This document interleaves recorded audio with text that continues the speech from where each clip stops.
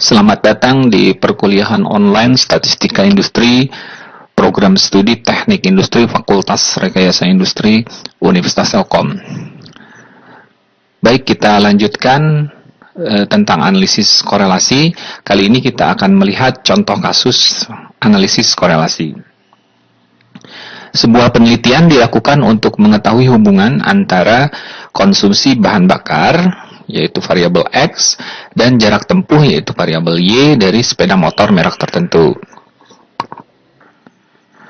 Sampel acak sebanyak 8 unit sepeda motor diamati, kemudian diukur konsumsi bahan bakar dalam satuan liter dan jarak tempuh dalam satuan kilometer.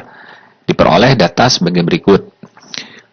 Nomor 1, di sini sampel atau pengamatan pertama, bahan bakarnya 1 liter, konsumsi bahan bakarnya 1 liter, kemudian jarak tempuh yang diperoleh adalah 22,4 liter. Pengamatan kedua, bahan bakarnya yang dikonsumsi 1, liter, kemudian jarak tempuhnya 33,8 km.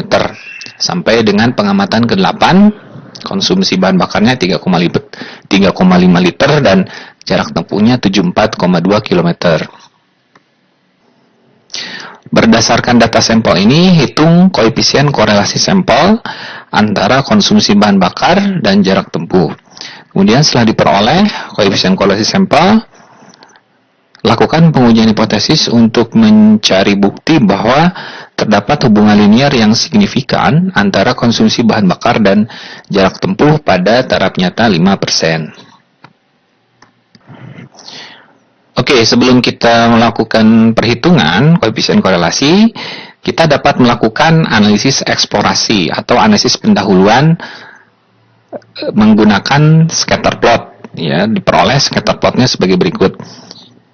Berdasarkan scatter plot ini, terlihat bahwa konsumsi bahan bakar dan jarak tempuh di sini memiliki tren, ya, atau memiliki garis kecenderungan yang positif, ya, sehingga berdasarkan scatter plot ini menjadi informasi awal bahwa ada hubungan antara bahan bakar dengan jarak tempuh. Setelah kita melakukan analisis eksplorasi, bahwa dari hasil analisis eksplorasi menggunakan scatter plot ada indikasi terdapat hubungan linear antara konsumsi bahan bakar dengan jarak tempuh.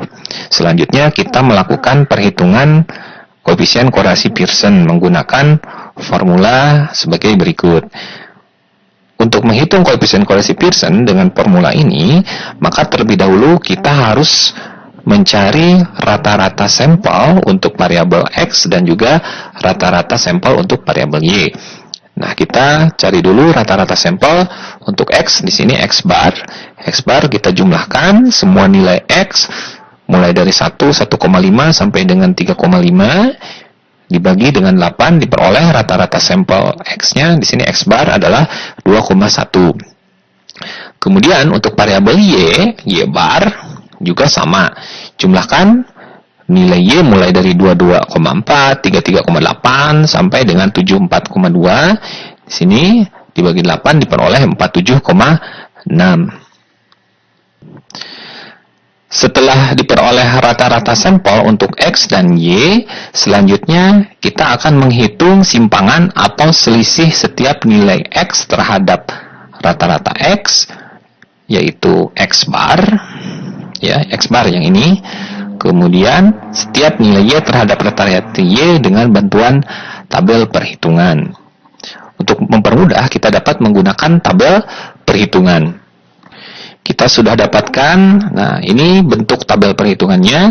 Jadi untuk tabel perhitungan kita buat di sini kolom pertama nomor pengamatan, kolom keduanya adalah nilai X-nya, setiap nilai X, kolom ketiganya setiap nilai Y, kemudian kolom keempatnya selisih setiap nilai X terhadap rata-rata X, kemudian kolom berikutnya yang ini selisih kuadrat dari selisih setiap nilai X terhadap rata-ratanya. Jadi yang ini dikuadratkan, dapatlah kolom yang ini. Kemudian kolom berikutnya setiap nilai Y dikurangi rata-ratanya. Kolom berikutnya, dari setiap nilai Y dikurang rata-ratanya ini, kemudian dikuadratkan, dan kolom terakhir, selisih dari setiap X dikurangi rata-rata yang ini, kolom ini dikali dengan selisih dari setiap nilai Y dikurangi ratanya, itu kolom ini. Jadi kolom terakhir ini adalah perkalian selisih X dan selisih Y terhadap rata-ratanya. Kita lihat contoh perhitungan di pengamatan pertama atau baris pertama. Baris pertama tadi konsumsi bahan bakar yaitu X-nya 1 liter, jarak tempuhnya 22,4 liter dengan rata-rata X-nya 2,1, rata-rata Y-nya 47,6. Maka kolom yang ini setiap nilai X dikurangi rata-ratanya berarti 1 dikurangi 2,1 diperoleh min 1,1. Kemudian kolom yang ini berarti min 1,1 dikuadratkan diperoleh 1,21. Kolom yang ini setiap nilai Y dikurangi rata-rata Y berarti 22,4 dikurangi 47,6 diperoleh min 25,2. Kolom yang ini berarti kuadrat dari negatif 25,2 diperoleh 635,04. Kolom yang ini selisih X terhadap rata-rata kali selisih Y terhadap rata-ratanya berarti min 1,1 dikali min 25,2 diperoleh 27,72. Pengamatan kedua 1,5 dikurangi 2,1 diperoleh negatif 0,6. Kolom berikutnya negatif 0,6 dikuadratkan diperoleh 0,36. Kolom berikutnya Y-nya 33,8 dikurangi 47,6 diperoleh negatif 13,8. Kolom berikutnya yang ini berarti negatif 13,8 dikuadratkan diperoleh 190,44. Kolom terakhir min 0,6 dikali min 13,8 diperoleh 8,28.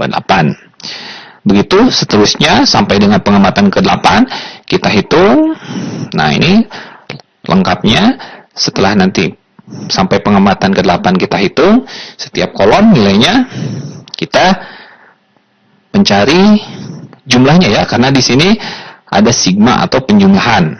Ya. Oke, yang atas di sini kan penjumlahan dari perkalian X dengan rata-rata X selisih X dengan rata-rata kali selisih Y dengan rata berarti kolom terakhir. Nah, berarti pembilangnya adalah jumlah dari kolom terakhir yang ini, yaitu ini jumlahnya. Setelah kita hitung jumlahnya adalah 99,88. Kemudian penyebutnya di sini ada dua, penjumlahan dari selisih X terhadap rata-rata dikuadratkan berarti kolom yang ini dijumlahkan diperoleh 4,96. Kemudian yang kanannya adalah selisih Y terhadap rata dikuadratkan dijumlahkan. Yang ini diperoleh jumlahnya adalah 2083,28. Sehingga kita bisa melakukan perhitungan koefisien korelasi Pearson sampel R kecil, penjumlahan dari perkalian selisih X terhadap rata-ratanya dengan selisih dari Y terhadap rata-ratanya. Nah, tadi setelah kita peroleh untuk pembilangnya yang ini jumlahnya adalah 99,88. Sehingga di sini di bawah adalah 99,88. Dibagi dengan, nah ini untuk penyebutnya yang pertama adalah penyebutnya adalah akar dari yang pertama penjumlahan dari kuadrat selisih X terhadap rata-ratanya. Berarti kolom yang ini diperoleh 4,96. Kemudian dikali dengan penjumlahan kuadrat dari selisih Y terhadap rata-ratanya. Nah, kolom yang ini diperoleh 2083,28. Sehingga R kecil ini adalah 99,88 dibagi akar dari 4,96 kali 2083,28 diperoleh 0,983. Kalau kita perhatikan nilai koefisien korelasi sampel sebesar 0,983 ini mendekati 1. Karena nilainya mendekati 1, ini menjadi indikasi awal bahwa terdapat hubungan linear positif yang kuat ya, atau sangat kuat antara X dan Y, atau antara konsumsi bahan bakar dengan jarak tempuh. Karena nilai koefisien korelasinya mendekati 1, selanjutnya kita melakukan uji signifikansi koefisien korelasi Pearson. Tahap pertama, merumuskan hipotesis 0. Hipotesis 0-nya adalah rho sama dengan 0. Artinya tidak terdapat hubungan linear yang signifikan antara konsumsi bahan bakar dan jarak tempuh. Untuk hipotesis alternatifnya di sini menggunakan uji dua sisi. Ya, walaupun tadi sudah dilihat koefisien korelasinya positif, tapi di sini diasumsikan bahwa kita masih belum tahu. Ya, kalau kita masih belum tahu, di sini menggunakan uji dua sisi. Jadi koefisien untuk H1-nya di sini menggunakan rho-nya adalah tidak sama dengan 0. Artinya terdapat hubungan linear signifikan antara konsumsi bahan bakar dan jarak tempuh. Kemudian tahap ketiga, statistik uji. T ini adalah R dikali dengan akar dari N-2 per akar dari 1 min R kuadrat. Tadi kita sudah dapat R ini adalah koefisien korelasi sampel. Tadi diperoleh 0,983, kemudian N kecil, ukuran sampelnya tadi ada 8 ya. Maka di sini dikali akar dari 8 dikurang 2 per akar dari 1 min R kuadrat 1 dikurangi 0,983 di kuadrat. Maaf, ini adalah kuadrat. Sehingga diperoleh 13,11. Tahap keempat, di sini menentukan daerah kritis dan kriteria uji. Pada taraf nyata sebesar alfa, alfanya ditentukan sebesar 0,05 dengan derajat bebasnya adalah V ya.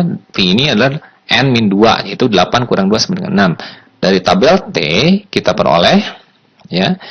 T tabelnya berarti T untuk taraf nyatanya 0,05 dibagi 2 ya, karena di sini uji dua sisi, berarti T-nya untuk taraf nyatanya 0,025, derajat bebasnya 6. Nah, dari tabel diperoleh nilai T-nya adalah 2,447.